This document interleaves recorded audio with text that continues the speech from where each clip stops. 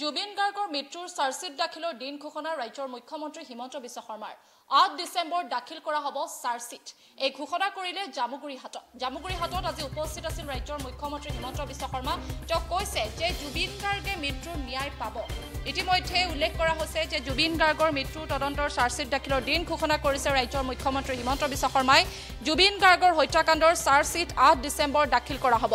জামুগুৰিহাটত এই ঘোষণা মুখ্যমন্ত্ৰী হিমন্ত বিশ্ব শৰ্মাৰ। জুবিন গাৰ্গে ন্যায় পাব বুলিও মন্তব্য মুখ্যমন্ত্ৰীগৰাকীৰ। পুনৰবাৰ জনাইছো যেহেতু জুবিন গাৰ্গৰ মৃত্যুৰ তদন্তৰ চাৰ্জশ্বিট দাখিলৰ দিন ঘোষণা কৰিছে ৰাজ্যৰ মুখ্যমন্ত্ৰী হিমন্ত বিশ্ব শৰ্মাই। জুবিন গাৰ্গৰ হত্যাকাণ্ডৰ চাৰ্জশ্বিট 8 ডিচেম্বৰ দাখিল কৰা হ'ব। জামুগুৰিহাটত এই ঘোষণা কৰিলে মুখ্যমন্ত্ৰী হিমন্ত বিশ্ব শৰ্মাই। জুবিন গাৰ্গে ন্যায় পাব বুলিও মন্তব্য মুখ্যমন্ত্ৰীৰ। যেহেতু পূৰ্বতে ৰাজ্যৰ মুখ্যমন্ত্ৰী হিমন্ত বিশ্ব শৰ্মাই উল্লেখ কৰিছিল যে 17 ডিচেম্বৰৰ ভিতৰত চাৰ্জশ্বিট দাখিল কৰা হ'ব, কিন্তু আজি তেওঁ কৈছে যে 8 ডিচেম্বৰতহে দাখিল কৰা হ'ব চাৰ্জশ্বিট। যেহেতু আজি জামুগুৰিহাটত উপস্থিত আছিল ৰাজ্যৰ মুখ্যমন্ত্ৰী হিমন্ত বিশ্ব শৰ্মা আৰু তাত গৈ তেওঁ সংবাদ মাধ্যমৰ আগত কেইবাটাও গুৰুত্বপূৰ্ণ মন্তব্য কৰিছে। যেতিয়াই জুবিন গাৰ্গৰ মৃত্যুৰ তদন্তৰ সন্দৰ্ভত সংবাদ মাধ্যমৰ লোকে প্ৰশ্ন সুধিছিল, তেওঁ কৈছে যে 8 ডিচেম্বৰতে দাখিল কৰা হ'ব চাৰ্জশ্বিট। পূৰ্বতে মই কৈছিলোঁ যে 17 ডিচেম্বৰ আগত চাৰ্জশ্বিট দিব লাগে, কিন্তু মই টাৰ্গেট লৈছোঁ যাতে অহা 4-5 দিনৰ ভিতৰত চাৰ্জশ্বিট দাখিল কৰিব পৰা যায়।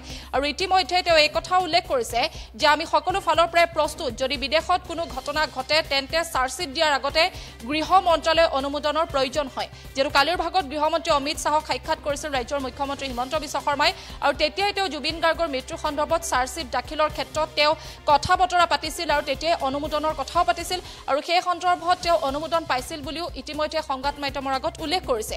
আৰু তেওঁ এই কথাও কৈছে যে অহা 3-4 দিনৰ ভিতৰত গৃহ মন্ত্ৰালয়লৈ অনুমোদনৰ বাবে পত্ৰও লিখিব।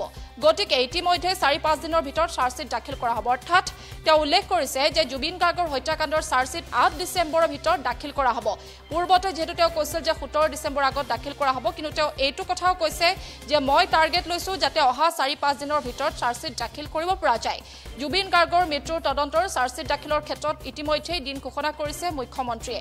জামুগুৰিহাটত এই ঘোষণা কৰিছে মুখ্যমন্ত্ৰী হিমন্ত বিশ্ব শৰ্মাই।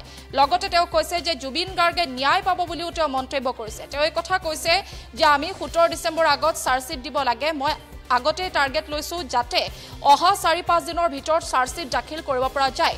আমি সকলো ফালৰ পৰাই প্ৰস্তুত। যদি বিদেশত কোনো ঘটনা ঘটে তেন্তে চাৰ্জশ্বিট দিয়াৰ আগতে গৃহ মন্ত্ৰালয়ৰ অনুমোদনৰ প্ৰয়োজন। কালিৰ ভাগত মই গৃহমন্ত্ৰী অমিত শ্বাহক সাক্ষাৎ কৰিছিলোঁ। লগতে অমিত শ্বাহে ইতিমধ্যে অনুমোদনৰ কথা মই পাতিছিলোঁ তেওঁৰ লগত। গতিকে অহা 4-5 দিনৰ ভিতৰত গৃহ মন্ত্ৰালয়লৈ অনুমোদনৰ বাবে পত্ৰ লিখিব। গতিকে 8 ডিচেম্বৰত সেই চাৰ্জশ্বিট দাখিলৰ কথা উল্লেখ কৰিছে ৰাজ্যৰ মুখ্যমন্ত্ৰী হিমন্ত বিশ্ব শৰ্মাই। পুনৰবাৰ জনাইছোঁ যেহেতু জুবিন গাৰ্গৰ মৃত্যুৰ তদন্তৰ চাৰ্জশ্বিট দাখিলৰ দিন ঘোষণা কৰিছে ইতিমধ্যে মুখ্যমন্ত্ৰীয়ে। জুবিন গাৰ্গৰ হত্যাকাণ্ডৰ চাৰ্জশ্বিট 8 ডিচেম্বৰ দাখিল কৰা হ'ব। জামুগুৰিহাটত এই ঘোষণা কৰিছে মুখ্যমন্ত্ৰী হিমন্ত বিশ্ব শৰ্মাই। জুবিন গাৰ্গে ন্যায় পাব বুলিও মন্তব্য মুখ্যমন্ত্ৰীগৰাকীৰ। এই মুহূৰ্তত মুখ্যমন্ত্ৰীৰ ভাষ্য আছে, সেই ভাষ্য আমি আপোনালোকক শুনাব বিচাৰিম।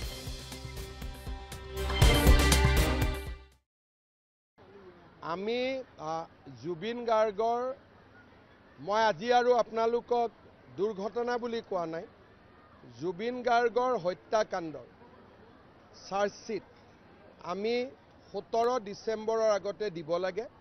মই টাৰ্গেট দিছোঁ যে 8 তাৰিখমানৰ ভিতৰতে যাতে দিব পাৰে, আৰু আমি সকলো ফালৰ পৰা এতিয়া প্ৰস্তুত। বিদেশত যদি কিবা ঘটনা হয় চাৰ্জশ্বিট দিয়াৰ আগতে গৃহ মন্ত্ৰালয়ৰ এটা অনুমোদন লাগে। কালি মই গৃহমন্ত্ৰী অমিত শ্বাহ ডাঙৰীয়াকো সাক্ষাৎ কৰি আহিছোঁ যাতে আমি অনুমোদনটো সোনকালে পাব পাৰোঁ। গতিকে মই ভাবোঁ যে অহা 3-4 দিনৰ ভিতৰতে SITয়ে MHAলৈকে লিখিব, মিনিষ্ট্ৰী অফ হোম এফেয়াৰ্ছলৈকে অনুমোদন আমি পাই যাম, আৰু লগে লগে আমি লাষ্ট ডেট 8-9-7 আমি চাৰ্জশ্বিট দি দিম। আমি অসম চৰকাৰ এটকাও দিয়া নাই। না অসম চৰকাৰ আপোনালোকে RTI মাৰিব পাৰে, অসম চৰকাৰ একো নাই। মইতো নাজানো, কিন্তু মই জানো যে অসম চৰকাৰৰ কোনো বৰঙণি নাই। আৰু 2-এজন সাংবাদিক গৈছিল, কিন্তু 2-এজন সাংবাদিক গৈছিলে, আৰু বেংককতো গৈছিলে সাংবাদিক। আমি কোনো যোৱা নাই। 25 নৱেম্বৰত আমি বহু বিবাহৰ বিপক্ষে এখন আইন আনিম। কোনো ব্যক্তিয়ে যদি বহু বিবাহত আবদ্ধ হয় 7 বছৰ সশ্ৰম কাৰাদণ্ড হ'ব। 100%। গাখীৰততো অলপ মানুহে পানী ঢালি খায়। গৌৰৱ গগৈৰ পাকিস্তানী এজেণ্টত পানীও নাই। 100% মিল্ক হয়। তাৰমানে 100% মই যি কৈছোঁ পাক্কা কথা কৈছোঁ। আৰু কালি দেৱব্ৰত শইকীয়াই গৌৰৱ গগৈক কৈছে যে কেছ কৰি দিয়ক। কেছ কৰিলেতো ময়ো ভালে পাওঁ, কেছ কৰক মোৰ ওপৰত। কিন্তু নকৰিলেও